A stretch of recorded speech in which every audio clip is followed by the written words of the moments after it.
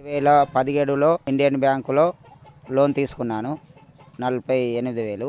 అది కేసీఆర్ గవర్నమెంట్లో మాఫీ వచ్చింది. 2023 12 నెలల్లో మళ్ళా తిరిగి లోన్ తీసుకున్నాను. 52,000 లోన్ తీసుకుంటే బ్యాంక్ వాళ్ళు లీవులో ఉండుట్లా 20 రోజులు లేట్కి ఇచ్చారు.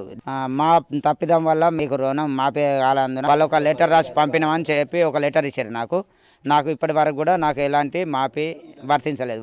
నాకు వర్తించాలని కోరుకుంటున్నాను. నేను 2018లో 45,000 లోన్ తీసుకున్నాను. కేసీఆర్ ప్రభుత్వం అప్పుడు 45,000 లోన్ మాఫీ అయింది.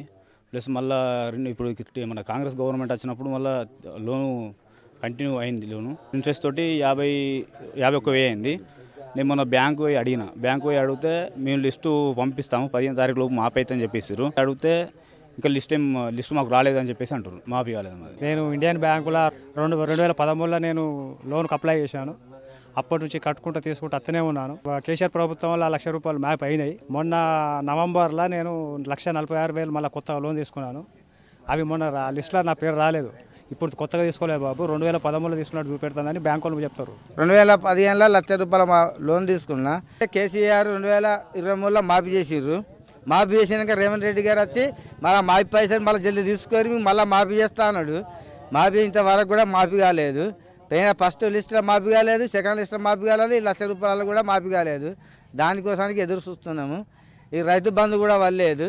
దయచేసి ఎడితిరిగి ఈ రైతుకు న్యాయం చేయాలని కోరుకుంటున్నాను. నేను ₹1,10,000 అప్పు తీసుకున్నాను. ఒకటి రేషన్ కార్డు వల్ల మా అన్నయ్య కూడా ₹1,20,000 తీసుకున్నాడు. మా అమ్మకు ₹98,000 అంతకుముందే ఉండే. సో మొత్తం కలిసి 3,30,000 అవుతున్నాయి అని చెప్తున్నారు. మిగతా అమౌంట్ పే చేస్తే తర్వాత విడతలో వస్తాయి అంటున్నారు. కానీ ఎవరు అమౌంట్ పే చేయాలి అనేది ఒక లిస్టు రిలీజ్ చేస్తే 2 లక్షలకు మించిన అప్పున్న అమౌంట్ పే చేస్తారు.